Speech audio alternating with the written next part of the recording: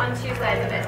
I help the sellers who are facing foreclosure to avoid foreclosure. We get their home sold, we get rid of that.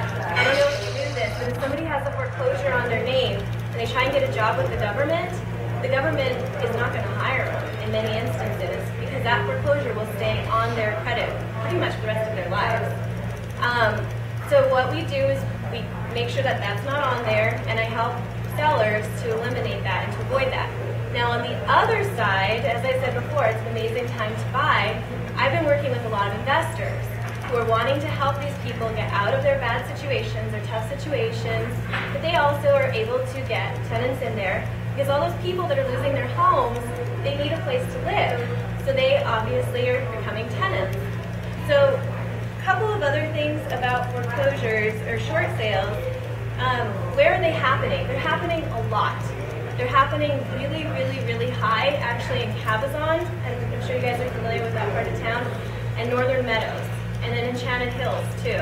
And part of the reason I think that this has happened is because the builders, when I was working with the new construction, they had a lot of loan programs that they were just throwing people into. And it was easier for them to do that because it was their mortgage companies. So what we're doing and what we're seeing is those values have been dropping really, really, really fast in those specific areas. On the flip side, that's a good area to get a really large home for a really low price. Couple tips with short sales that I wanted to leave you guys with is get inspections done. One of the things is our contract, it's kind of iffy with short sales. Our contract will say that somebody can go ahead and they can move forward on purchasing a property, but they're not under contract until the bank signs it. So once they get the bank signature, I always, of course, recommend getting inspections. Even if it's a really quick turnaround, it's going to eliminate a lot of future issues. And the other one, of course, is work with an experienced realtor. There's a lot of realtors that didn't want to do short sales. It was confusing, it was time-boggling, it was difficult, and now a lot of them are being faced with they have to do it. Their clients are picking up the phone and saying, I need help. You helped me buy my house 5 years ago. I can't keep it anymore. They don't have the training. So I would recommend there's certain specific qualifications that people can get. There's, I have a designation, it's called Certified Distressed Property Expert designation. So that's specific training on short sales, how to make them go through the paperwork, the files, and all of that. So that was the focus I wanted to chat about this morning. Are there any questions? You guys don't have to be nice. You can ask me some tough ones. How long does it take you for a short sale to go through? I can guarantee, if I am representing the seller, I can guarantee 30 days to get a response from the bank. That's me personally. Now, a lot of other banks, it just depends on what's going on with the paperwork. There's three factors that are contributing to the short sale process and how fast it's going to go. One is if the file is complete.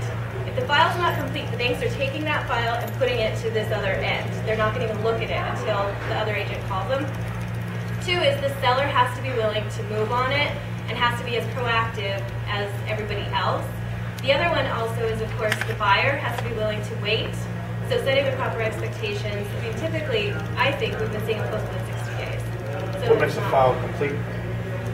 Bank stubs, paychecks, bank statements, paycheck stubs. There's what's called a hardship letter. So they have to explain why they're missing their payments, why they need the bank to accept their short sale instead. Now, we are a deficiency judgment state. Do you guys know what that means? Okay. This is something you probably really want to know. If a home gets foreclosed on, there's a discrepancy from what is owed and what the home sells for, right?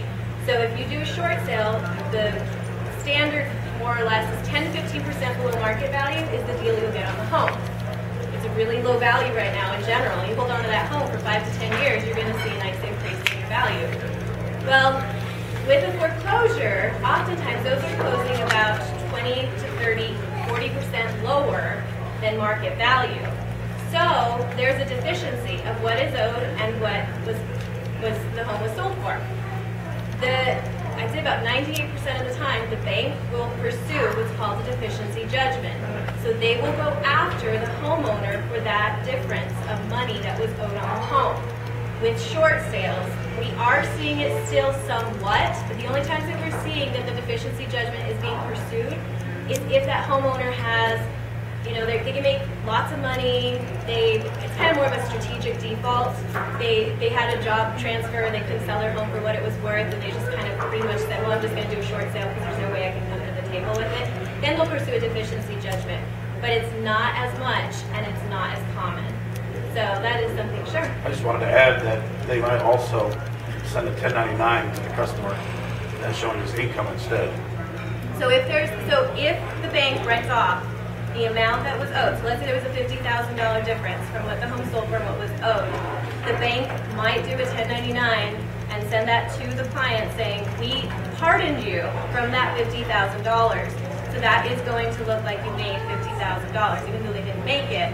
But yes, that is another instance where that will happen. So between a foreclosure and a short sale, how does that affect the customer's credit? The foreclosure, like I said, it could stay on their credit forever. So if they want to try and get into the military or anything, not the military, but a job that's a high security, it's definitely going to affect them in that sense. The deficiency judgment, they can pursue that, and they more than likely won't with the short sale. It'll stay on your credit for 7 to 10 years if you have a foreclosure. We're trying to think of what other key things are on there about that. How long does it stay on the credit for the short sale, though? We see about 3 to 4. So it's much quicker. Yeah, and on the short sale, then that goes back to a knowledgeable realtor. Having the realtor ask the bank to go in and say, please put on the credit report that it was paid in full, you're not going to pursue anything else, that type of thing. Yeah, that'll help out too. And when the lenders see that, they say, okay, we understand you had an issue, it's taken care of. What if you're on the buyer side and you're working with somebody that's not really good? How long? So 30 days. Oh, well, okay. So what can you do as the buyer? What I do for my clients is I pick up the phone and I start with interview questions. So in interviewing the seller's agent, there's a series of questions I'll ask them. From the questions that I ask them, I can pretty much pick up within 10 minutes if they've got experience or not. If they don't, I always offer, I'm here to help you. I'm not here to, our goal is to get the home sold.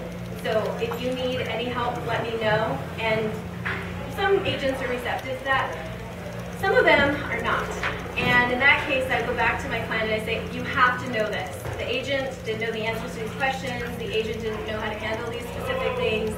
I don't know if you want to pursue this, but at least my client has an idea about what's going on.